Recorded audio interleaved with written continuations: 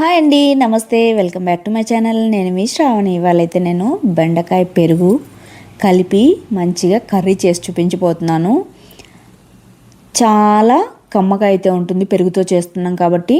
అలానే సింపుల్గా అయిపోతుంది, 20 మినిట్స్లో అయిపోతుందండి. కర్రీ కూడా టేస్ట్ మాత్రం వేరే లెవెల్లో ఉంటుంది. ఇదైతే రైస్, రోటీ ఎందులోకి తిన్నా కూడా చాలా అద్భుతంగా ఉంటుంది. ఇదైతే పక్కా ట్రై చేయండి. లేట్ చేయకుండా ప్రాసెస్లోకి వెళ్ళిపోదాం. ముందుగా అయితే బెండకాయలు అయితే మంచిగా వాష్ చేసేసుకొని ఈ విధంగా డ్రై చేసేసుకున్నాక చివర్లు కట్ చేసేసుకొని పొడవుగా కట్ చేసుకోవాలి బెండకాయలు అనేవి. తర్వాత స్టవ్ మీద కడాయి పెట్టుకొని కొద్దిగా ఆయిల్ వేసుకొని కట్ చేసి పెట్టుకున్న బెండకాయ ముక్కలను అయితే ఇందులోకి వేసేసుకొని ఒక 2 నిమిషాల పాటు ఫ్రై చేసుకోవాలి. మంటను లో ఫ్లేమ్లో ఉంచుకోవాలి. ఇవి కాస్త జిగురు అనేది వెళ్ళిపోయాక ఇందులోకి కొద్దిగా సాల్ట్ కూడా వేసేసుకొని 50% వరకు ఫ్రై అయ్యేంత వరకు మంటను లో ఫ్లేమ్లో పెట్టుకొని ఈ విధంగా కలుపుతూ ఫ్రై చేసేసుకోవాలి.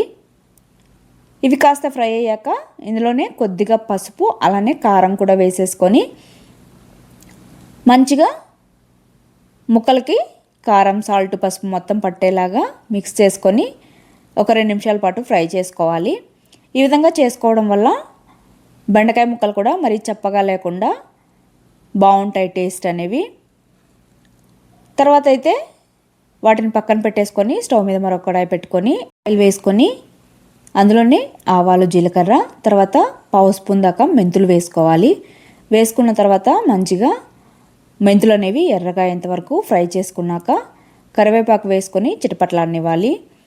అది కాస్త చిటపట్లాడాక ఆనియన్స్ అనేవి ఈ విధంగా చిన్న ముక్కలుగా కట్ చేసుకొని వేసుకోవాలి. వేసుకున్న తర్వాత మంచిగా 1 నిమిషం పాటు ఫ్రై చేసుకొని కొద్దిగా సాల్ట్ వేసుకున్నామంటే ఆనియన్స్ అనేవి త్వరగా ఫ్రై అయిపోతాయి. వేసుకున్న తర్వాత మిక్స్ చేసుకొని ఫ్రై చేసేసుకోవాలి. తర్వాత అందులోనే సన్నగా కట్ చేసుకున్న పచ్చిమిర్చిని కూడా వేసుకోవాలి. తర్వాత సన్నగా కట్ చేసుకున్న టమాటో ముక్కలు కూడా వేసేసుకొని టమాటో అనేది మంచిగా మెత్తబడి గుజ్జులాగా అయ్యేంతవరకు ఫ్రై చేసుకోవాలి. ఇక్కడ ఇందులోనే అల్లం వెల్లుల్లి పేస్ట్ కూడా వేసేసుకొని ఫ్రై చేసుకున్నాను, అదైతే స్కిప్ అయిపోయింది. తర్వాత మంచిగా టమాటో కూడా ఫ్రై అయ్యాక ఇందులోనే పసుపు, తర్వాత కారం కొద్దిగానే వేసుకున్నాను. ఆల్రెడీ పచ్చిమిర్చి వేసాము, బెండకాయలు ఫ్రై చేసుకున్నప్పుడు కూడా వేసుకున్నాం కాబట్టి. తర్వాత ధనియాల పొడి, వేయించిన జీలకర్ర పొడి వేసేసుకొని మంచిగా ఫ్రై చేసేసుకోవాలి.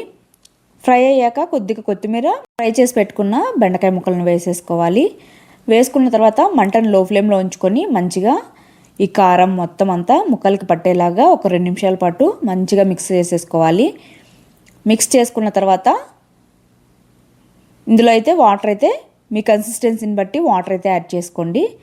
నేనైతే ఇది రోటీలోకి చేసుకుంటున్నాను కాబట్టి కాస్త థిక్గా ఉంటేనే బాగుంటుంది. మీరు రైస్లోకి అయితే కాస్త జారుగా ఉన్నా కూడా బాగుంటుంది.